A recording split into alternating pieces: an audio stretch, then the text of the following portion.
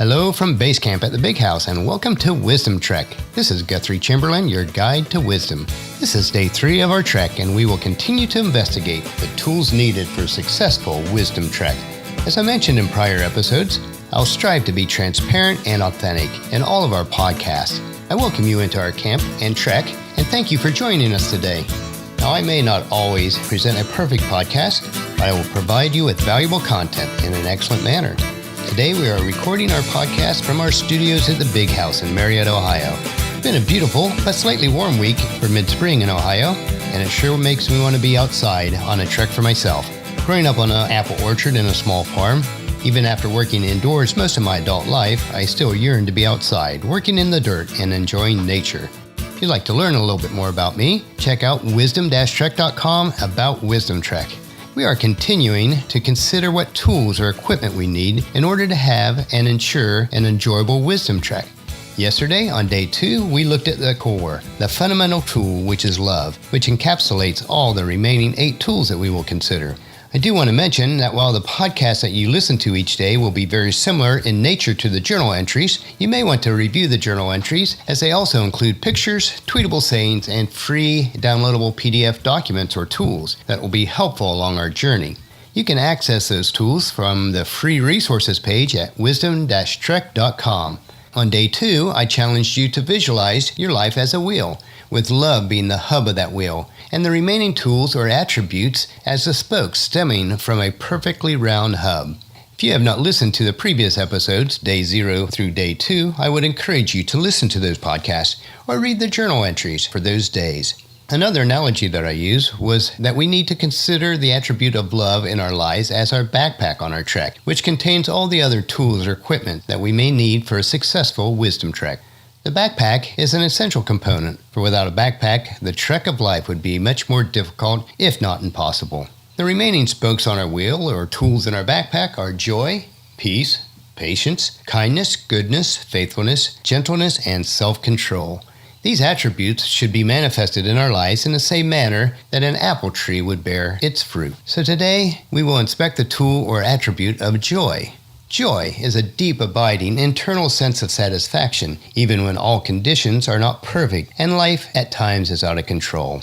Unlike happiness, which is based on happenstances or what happens to us, joy should remain during the tough times of life. We can be sad or disappointed about a situation or circumstance, but still remain with a deep sense of abiding joy. To grow in wisdom is to realize that while our circumstances can impact our happiness, our true internal joy should not be impacted. To be a wise person, we need to understand that sometimes life is rough and not everything turns out as we envisioned it. Paula, who is my wonderful wife, or bride of nearly 36 years, and I have been in some deep valleys, both in business and with some family issues, but we have also been able to experience the glorious summits in life. Through it all, we strive to maintain the joy on a daily basis. We will disappoint ourselves at times, and our family and our friends will disappoint us. This is a given. It's a fact of life. And if we have the unconditional love for ourselves and others, we can maintain a joyful spirit. Love is the hub that securely holds the spoke of joy in place. In our second analogy of love, it is the backpack that securely holds and protects our joy so that we will always have it with us on our trek of life. Whenever possible, I like to understand the root meanings or definitions behind words. One that is related to joy would be to enjoy or enjoyment. Those words indicate that we are infused with joy, that joy is part of who we are. Joy should be grafted into us, and external issues cannot tear the joy from the fabric of our lives. It reminds me of growing up on our orchard, when we would graft apple trees. The grafted limb would become part of the tree stalk and start bearing fruit that was actually better than the original tree stalk. Once the graft takes hold, it cannot be torn off. And joy should bear fruit in our lives. It is the result of having God's Spirit residing in us. It has been grafted into our basic nature and should make us better than we would have been on our own. Joy gives us the strength to carry on, even when we may not feel like it. As I consider the wisdom that I gain in my faith walk, an example comes to me from the Old Testament and the prophet of Nehemiah. He was the governor of the city of Jerusalem when the walls were being rebuilt after exile. we see him encouraging those under his charge to go out and celebrate by serving those who had nothing prepared. And we can find this in chapter 8, verse 10. We read, "Go and celebrate with feast of rich food and sweet drinks, and share gifts of food with people who have nothing prepared. This is a sacred day before the Lord. Don't be dejected or sad, for the joy of the Lord is your strength." If we have joy as an essential attribute in our lives, we should have the strength to carry on. There's another word that is tied to joy, and that is called rejoice. This is an action word that indicates joy is a choice. Each day we need to take this action. We need to choose to be joyful or full of joy, regardless of the circumstances that we may be experiencing on that particular day.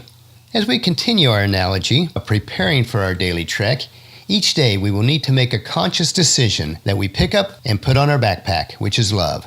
And we need to choose to put the tool of joy in our backpack at the beginning of each new day. We need to choose to always be full of joy in the Lord. I will say it again, rejoice, which is Philippians 4:4. Or as the psalmist put it in Psalms 118:24, "This is the day that the Lord has made. We will rejoice and be glad in it." Going back to our wheel analogy, today and each day, let us make sure that the spoke of joy is securely fastened into the hub of love. Let us consciously place the tool of joy into our backpack of love. Will it be easy? No, not at all. Life gets in the way, and sometimes life is just plain messy. But I would still rather rejoice through the rough times by placing the stones of joy on our path rather than to get mired in the muck of self-pity and sorrow. Well, that finishes our podcast for today. Tomorrow we will inspect the tool or attribute of peace and how it impacts our lives. Please check into the camp tomorrow for another day of Wisdom Trek, Creating a Legacy. I encourage you to leave a discussion topic, comment, suggestion, or question in the comment form on wisdom-trek.com/day2, or email me at Guthrie, Guthrie, at venturecg.com. If you have not done so already, I encourage you to subscribe to Wisdom Trek. You can do this through iTunes, Stitcher, or Android, and these subscribe buttons are located on wisdom-trek.com on each day's episode.